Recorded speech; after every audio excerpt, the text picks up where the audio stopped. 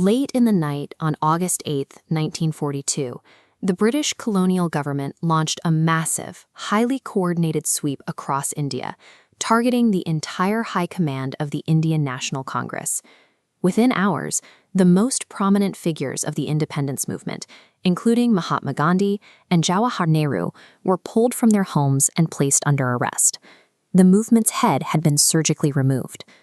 The strategic assumption behind this crackdown was simple. British authorities believed that by decapitating the leadership, they would instantly neutralize the mass uprising that the Congress had been threatening to launch.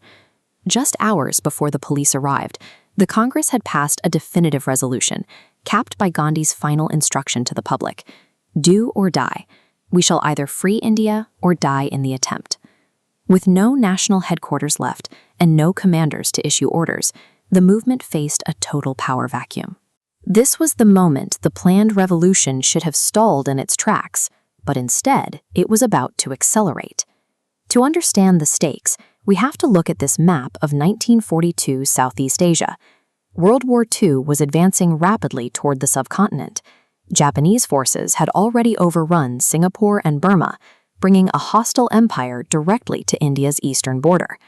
In response to the threat, the British sent Stafford Cripps to negotiate Indian cooperation in the war effort, but the Cripps mission refused to offer immediate independence, leading to a complete breakdown in talks. Tensions were already high because the Viceroy, Lord Linlithgow, had unilaterally declared India to be at war with Germany without consulting a single Indian representative. Watching this play out, Gandhi concluded in his Harijan newspaper that Britain's continued presence was actively inviting a Japanese invasion. He argued that if the British left, India could defend itself. The failure of wartime diplomacy backed the Indian National Congress into a corner. A traditionally moderate movement felt compelled to issue a desperate, uncompromising ultimatum: quit India. When citizens woke up on August 9th and learned their leaders had been imprisoned in the night, the reaction was immediate. Spontaneous fury erupted across the country. Crucially, because Gandhi and the senior leadership were locked away, there was no one on the ground to enforce the doctrine of nonviolence.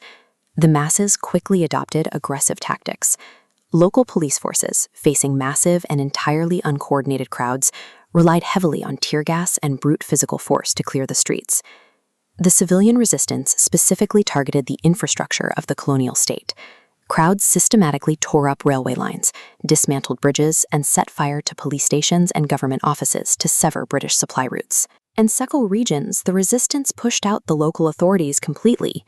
In Tamluk Midinapur, citizens successfully established their own independent parallel government. The British decapitation strike had backfired. Instead of preventing a coordinated political protest, it unleashed a decentralized, unpredictable insurgency that spread across the map. With the primary leaders gone, a new, younger tier of underground socialist figures stepped into the void.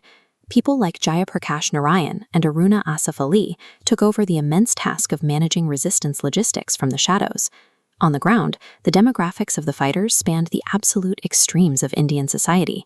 In Assam, a 13-year-old girl named Kanaklata Barua led demonstrations, while in Bengal, a 73-year-old woman named Matangini Hazra marched against British bullets. Looking at the political breakdown of the time, the uprising was largely isolated to the Congress and its supporters. Major domestic factions, including the Muslim League, the Communist Party, and the Hindu Mahasabha, formally opposed the movement. Some political factions actively worked against the rebellion. M.N. Roy's Radical Democratic Party went as far as offering direct assistance to the British government to help suppress the protests.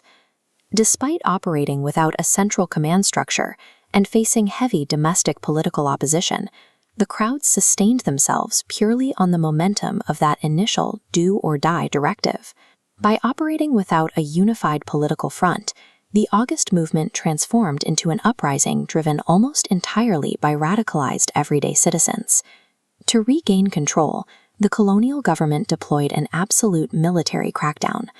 Police and armed forces were given free rein to use lethal force, public floggings, and mass detentions. The official government ledgers recorded over 60,000 arrests and more than 1,000 protesters killed by gunfire. Given the scale of the chaos, the reality on the ground was likely much higher. By September 1942, the sheer momentum of the street protests began to wane. The uncoordinated crowds were overwhelmed by the heavily armed British military. The British successfully suppressed the physical riots, but the extreme violence required to do so permanently destroyed any remaining moral authority the empire held in India. The Quit India movement would go down in history as the final mass pan-Indian uprising of the freedom struggle. The tactical failure of the riots resulted in an ultimate strategic victory. The months of leaderless chaos proved that a nation of hundreds of millions could no longer be governed without their consent. While the British flag would fly for 5 more years, the scale of the resistance in 1942 demonstrated that the empire no longer possessed the resources or the political consent required to maintain its hold on the subcontinent.